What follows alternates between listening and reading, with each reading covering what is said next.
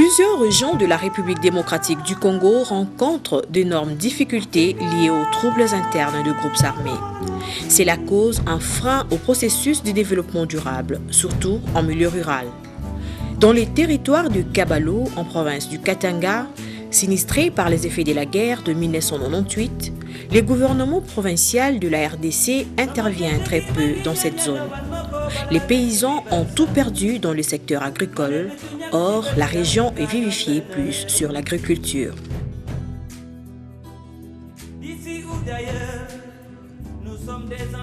En 2009, un projet voit le jour, P4P, connu sous cet anglicisme traduit en français « Achat pour le progrès ».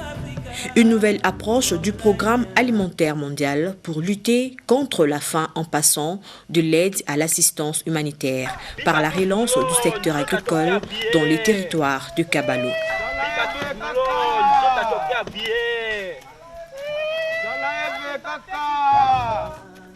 Ces programmes novateurs du PAM, exécutés conjointement avec le FAO, Organisation des Nations Unies pour l'alimentation et l'agriculture, qui ont contractualisé les services du Bureau Conseil de développement durable, visent principalement l'augmentation des capacités de production et la redynamisation des réseaux de commercialisation des produits agricoles en milieu rural afin d'accroître les revenus des petits agriculteurs. Le projet a reçu un financement du Royaume de la Belgique, un appui rationnel au développement de la région. La région du Kabalo est une localité et un territoire du nord de la province du Katanga.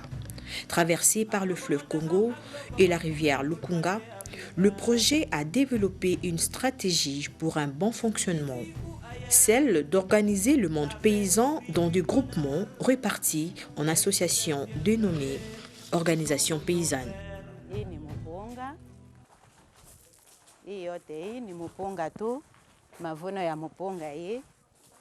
Ça, c'est le riz non décortiqué. Et ça, c'est déjà décortiqué et bien traité. Pour ces riz qui sont dans des sacs ouverts mélangés avec des déchets, ils seront décortiqués, arrangés et fermés pour être bien conservés.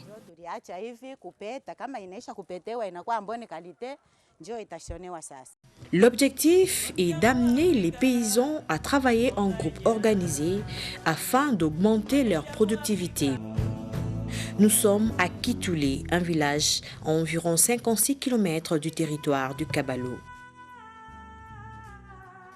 Banza Florent, un petit agriculteur membre d'une organisation paysanne qui a bénéficié de l'appui du projet Achat pour le progrès.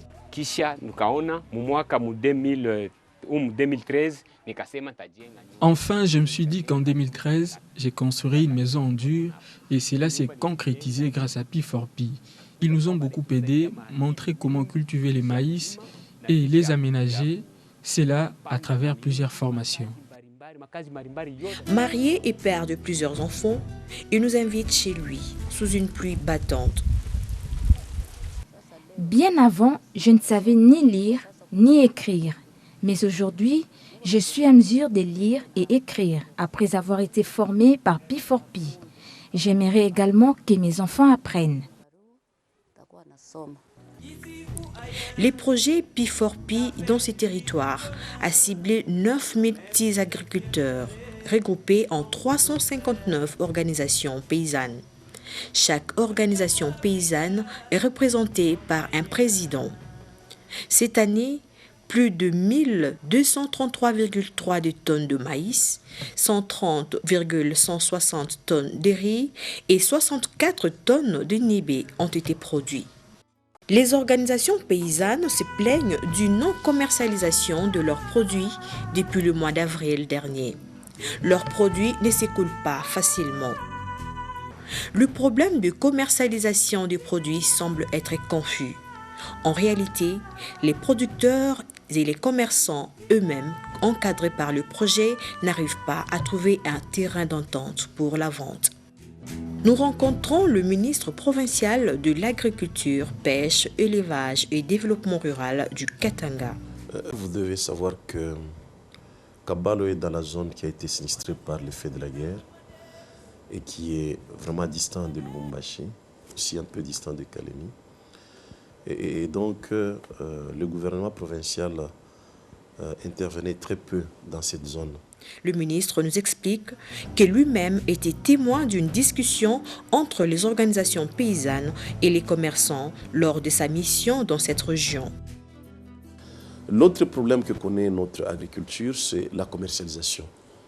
Vous savez, nous produisons, beaucoup produisent, mais souvent on s'arrête à la production et après on ne sait pas vendre, on vend mal, on ne sait pas vendre et ça décourage les paysans. Et soit qu'il y a un problème de route d'évacuation, soit que bon, il n'y a pas de clients, soit qu'on leur achète mais à moins cher. Donc tout ça, c'est des problèmes qui en fait constituent un impact négatif sur l'agriculture. Buté par le manque de financement de la part de FAO, pour mobiliser les nouveaux adhérents dans le projet, le nombre de petits agriculteurs cette année est revu à la baisse, passant de 9 000 à 6 500 actuellement. 297 km de routes réhabilitées et entretenues, impliquant la participation communautaire. Ja, Jo, Ji, Ju, J.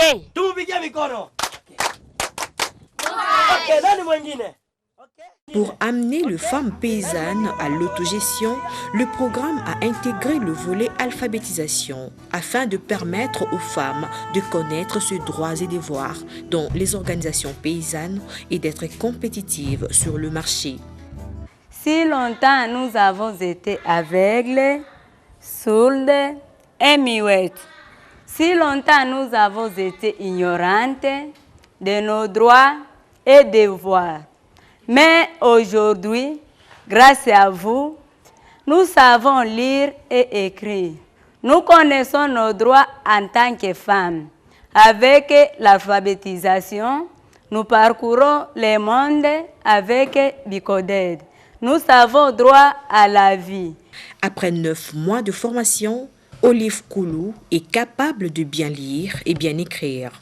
Après la formation, elle rentre dans sa maison. Le soir, elle est devant ses notes avec son mari, qui apprend lui aussi à son tour à travers sa femme Olive.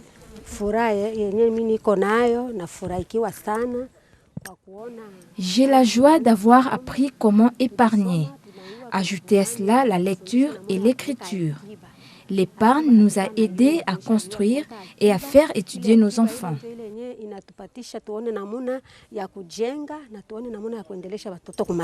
C'est une expérience formidable, cette expérience de P4P.